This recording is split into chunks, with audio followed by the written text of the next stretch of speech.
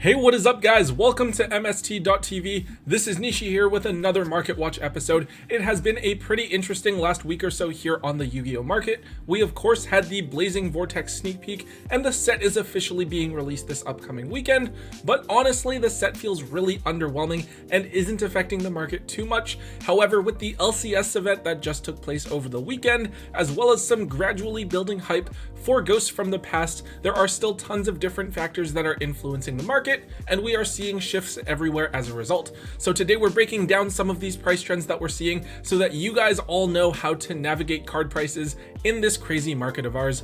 Let's get started. So to kick things off, let's take a look at Blackluster Soldier, Soldier of Chaos. This is probably the leak that caught the most people off guard around the community, but there are images of a Ghost Rare Blackluster Soldier, Soldier of Chaos running around online, which apparently reveals that the card is going to be one of the Ghost Rares that will be released in Ghost from the Past, which isn't expected to be released until April of this year. Now, the Soldier of Chaos has been one of the most highly sought after Link monsters over the past year or two, as it was a very important way to deal with Sky Strikers in their prime, and then later it was used against the Eldritch deck as well. However, as a short printed secret rare from Battles of Legend Heroes Revenge, this card has historically always been quite an expensive card, sitting very consistently above the $60 to $80 mark. Now initially, when this reprint was first leaked, people kind of panicked and started to sell off their secret rare copies of BLS, and for a very short while, you were able to pick up this card for around $60 a piece. However, when we take a little bit of a closer look at what we have confirmed about Ghost from the Past so far, we actually see that the cards being reprinted as Ghost Rares are only going to be available as Ghost Rares and not Ultra Rares the way the rest of the cards in the set are being reprinted. So you won't have access to that lower rarity version of Soldier of Chaos that is so much more easily accessible.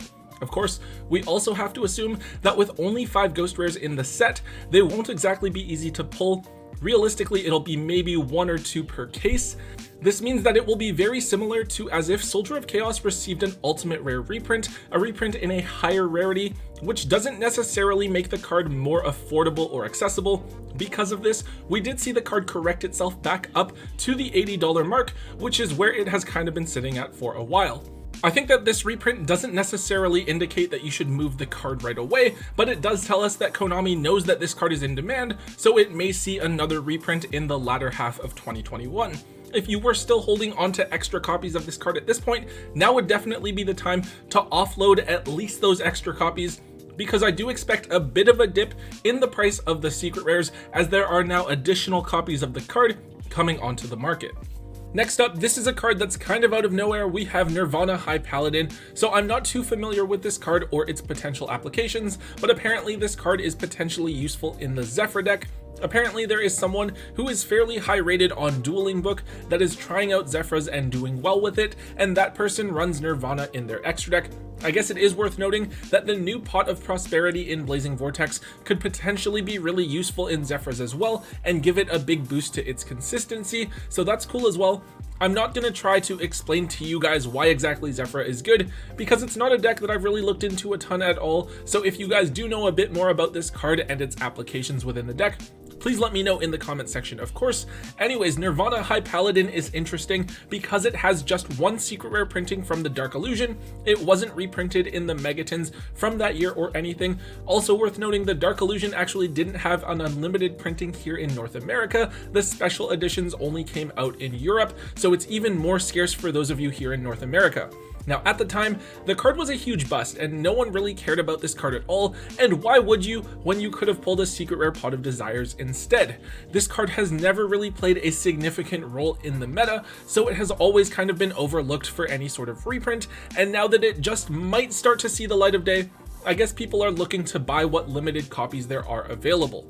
Honestly, despite that, this card is a sell for me. I don't really see Zephyrs being able to compete with decks like Drytron and Virtual World in the meta. I think that if the deck is actually good, we definitely might see a reprint relatively soon, so it's definitely the type of card that I would try to move at its current hyped up price. Okay, so this is one that's a little bit more under the radar. We have number 77, the Seven Sins. I think of this card as basically serving the same function as Downed Magician. It's something that you can put on top of any rank 10 or 11 Dark Xyz monster so that you can get that additional material to put underneath Zeus. Unfortunately, Lieb is an earth monster, but we do have number 35 Ravenous Tarantula as a monster that can be made with 2 level 10 materials, and it's a dark as well. In our current meta specifically, you can make this card by using 2 copies of Eldritch, so it is a little bit more of a situational application, but for a deck that doesn't really use its extra deck that much, having the option available is definitely a good thing. As a little bit more of a minor side note, you can also make Ravenous Tarantula in trains, which might be a rogue strategy that catches slightly more attention now than before, now that we have a reprint of Lieb, the rank 11 monster, in Legendary Duelist Season 2. Now at one point last week, number 77 was actually up at $14 a piece, but since then it has cooled back down fairly quickly to the $8 mark.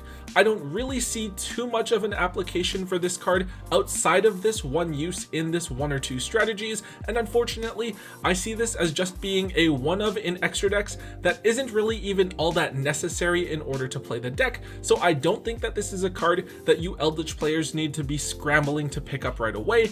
It also has just the 1 gold rare printing available, and anytime that I see a card with only 1 printing getting hyped up, I see that as a sign to offload the card quickly, since it could definitely indicate that a reprint is on the horizon. This card is no different, so I'm definitely saying that this is another card you should be looking to offload fairly soon. Now, a card that we talked about not too long ago, we have Atemancipator Researcher. The last time we looked at this card, it was around $25 a piece, and people were kind of just wildly speculating that it might be useful in War Rocks if they happen to be like a rock archetype. Obviously that didn't work out, but as we see from the LCS just over the past weekend, Atemancipators are actually kind of making a comeback in the current format, most notably as a hybrid deck combined with the Prank Kid engine, though it also has seen some success as a pure deck once again as well. This is pretty interesting because I feel like a lot of people wrote off Atemancipators completely once Block Dragon got banned, but this kind of just shows the resilience of the deck and how it is able to adapt and evolve alongside the meta so that it can still be competitive, which I think is really great. I think that the Atemancipator deck has a really interesting playstyle, so I'd love to see the deck continue to top and do well. Anyways, we've seen researchers shoot up from $25 to now being $40 a piece, which is a pretty significant jump up. The card was short printed in Secret Slayers, which is why the card has always carried a fairly hefty price tag. Unfortunately, I personally do not believe that this is a card that is going to be reprinted anytime soon. We saw Eldritch get a reprint really soon after the release of Secret Slayers in Maximum Gold, so quickly that it was kind of unprecedented, and the downside of that is that it really hurt the value of one of the chase cards from the Secret Slayers set. That being said, in order to ensure that the set is able to retain some value for some time, I think it's actually likely that we won't see a reprint of other cards from the set for a little while longer, as the set has at this point still only been out for less than a year. Now, to be fair, on the flip side of that, you could look at Eldritch and say that Researcher would follow a similar trend and get reprinted really soon after the release, but I don't think that Konami would really want to kill off their own product like that so soon. If you do want to play the Atemancipator deck, I'm expecting the price of Researchers to stay fairly steady for now, so I wouldn't be in a rush to sell your copies, as they're still a really strong combo deck with the potential to get better if the decks around it get hit on the upcoming ban list. So if you're wanting to play with the deck, you may as well pick up the cards now. Okay, so this is a card that kind of came out of nowhere. We have Divine Wrath. So this is a counter trap that allows you to discard a card from your hand to negate any activated monster effect and destroy the monster. Effectively, it's like a copy of Psyframe Gear Gamma that doesn't require the brick in your deck and can only be negated by other counter traps. It's also much less restrictive since you can have monsters on your field when you activate it. Now obviously, it's a trap card and it's not a hand trap, so you can't activate it from the hand if you are stuck going second. However, it does also have the benefit of allowing you to discard a card from your hand so you can pitch an Eldritch Spell or Trap to banish that card from your graveyard to search another piece out of your deck. The card kind of made an appearance out of nowhere, but at the LCS over the past weekend, Jesse Cotton as well as one of his teammates both ran 3 copies of Divine Wrath in the main deck in their very trap heavy Eldritch builds, and obviously with such a high profile player utilizing the card and seeing good results, it caught some people's attention right away. Now for the ultimate rares, we've seen the price spike all the way up to $65 each for a single near mint copy. The harder to find Dark Revelations 3 supers are about $15 each, and the DT versions are virtually non-existent on the market, except for a couple of copies at around $5 to $6 each. Now, I don't know if this is how pure Eldritch builds are going to continue to look moving forward, but anytime that Jesse Cotton is starting to use a certain card, that's a trend that's definitely worth paying attention to, even if it is only going to be played in the one strategy. Of course, the card does have multiple different common printings available, which you should be able to grab for under $1 or so each, so if you're planning on trying out the card in your Eldritch build, you can still pick up a relatively affordable version. If you happen to have any of these higher rarity versions that have spiked up in price, definitely consider moving them while they are at this hyped up price and buying them back once they've had a chance to cool off. Now, speaking of tech cards in Jesse Cotton's pure Eldritch deck, there's one other one that we really should be taking a look at, and that is Thunder King Rio. So this is a really old card. It's basically a level 4 1900 attack point body with a built-in mistake effect, so it prevents either player from searching cards out of the deck. It also allows you to tribute it while it's on the field to negate a special summon that does not start a chain.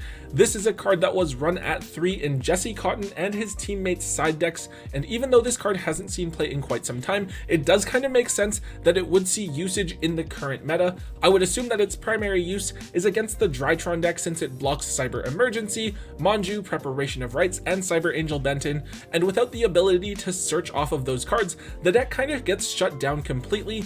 I guess the card does have some more situational applications in other matchups, like preventing the activation of tanky or cursed Eldland, but Drytron feels like the main thing that you would want to use this card against.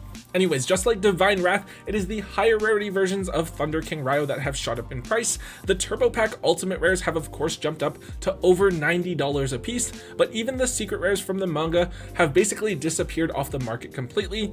The gold rares are up at $8 each, and fortunately the commons are still only $2 a piece for now, though there was a point in time where common Thunder Kings were very easily $5 a piece. I think that it's going to be hard to find other places where this card would be good, especially because it does burn your normal summon. You could arguably use this card in Drytron in preparation for the mirror match, since Drytrons can function without their normal summon as well, though obviously it isn't searchable in that matchup because this card is a Thunder and not a Fairy.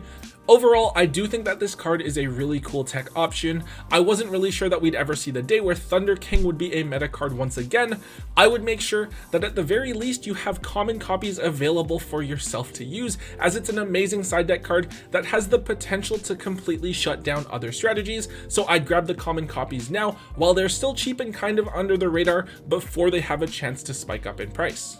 Alright, so this is a super random one that I want to talk about really briefly. It's Bee Buster Drake. So apparently in the OCG, this is a tech card that is being used in Drytrons. So while Buster Drake is equipped to a monster, that monster becomes unaffected by spell cards, which is pretty cool. What Drytron players are doing over there is they are using Union Carrier to equip this card to Vanity's Ruler, which in turn makes Vanity's Ruler unaffected by things like Forbidden Droplet, Lightning Storm, and Dark Ruler No More, which is kind of crazy if you think about it. It's really hard to break through. It's not like we've seen a huge jump in price or anything from this card, but before both versions of the card were under $1, now we're seeing $4 for the secret rare from Kaiba Collection and $2 for the super from the structure deck, so still something of a price jump.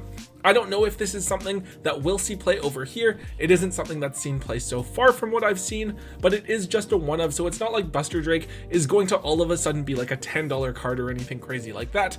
At any rate, I would think that it would just be more annoying than anything to find someone who's willing to let go of a single one copy of B, since you'd probably want to move a whole core or at least a set of the pieces at the very least, so you might just be better off buying one online for the sake of convenience, unless of course you guys are anything like my extremely Asian parents, who would definitely recommend dumping all of your Bs and picking up some As instead. The last card we're going to talk about here today is Photon Sanctuary. So this card has been hyped up for a little bit ever since the confirmation that it wasn't being reprinted in Legendary Duelist Season 2. That set brought us Galaxy Eyes Afterglow Dragon here to the TCG, and it also brought us reprints of cards like Photon Orbital, which was a really big boost for the Photon deck and made the deck much more affordable. However, Photon Sanctuary is a really important card for the deck as well, getting you 2 light tokens on the field for free that you are able to link with. The only restriction is that you're now locked into light monsters for the turn, which isn't a problem because the deck basically plays only light monsters. The card was only available at 2 different times though. First, it was a secret rare in the premium collection tin. I think that's from way back in 2013. And then it was reprinted in Battle Pack 2 as a common and a mosaic rare. Not very accessible printing, so the card is actually fairly difficult to find, and as a result, it is now way up there in price, with the secret rares and commons being about $20 to $25 each, and then the mosaic rares being very scarce and up at $35 a piece. For me, this card is at the top of my list of cards to move. I don't think that Photons are going to be the strongest deck moving forward, and I could also definitely see this card being reprinted as either an OTS Tournament Pack Super or Common in the very near future, and that reprint would definitely cause this card's price to deflate rather quickly. Definitely the sort of card you want to be actively looking to get rid of before it's too late. Alright everyone, that is it for today's Market Watch episode. The LCS was certainly an interesting one, though the meta really does feel like it was dominated by Drytron and Virtual World, and I feel like 95% of all of those deck lists are the same, so I don't find them quite as interesting. I was really hoping that Blazing Vortex would bring about some changes or shifts in the meta, and even though it's not looking like too crazy of a set for now, we'll just have to wait and see what happens within the next couple of events. Anyways guys, if you did enjoy today's Market Watch episode, please make sure that you hit that thumbs up button for me to let me know. Also make sure you leave a comment in the comment section down below. Let me know what else is going on with the market or what you guys think of today's Market Watch so that I can potentially cover the cards you guys want to see in a future episode. Also, if you haven't already for whatever reason, make sure that you guys hit that subscribe button to get all of the latest and greatest content from both Tombox and myself here on the channel. And until next time guys, don't forget to hold on to your MST.TV.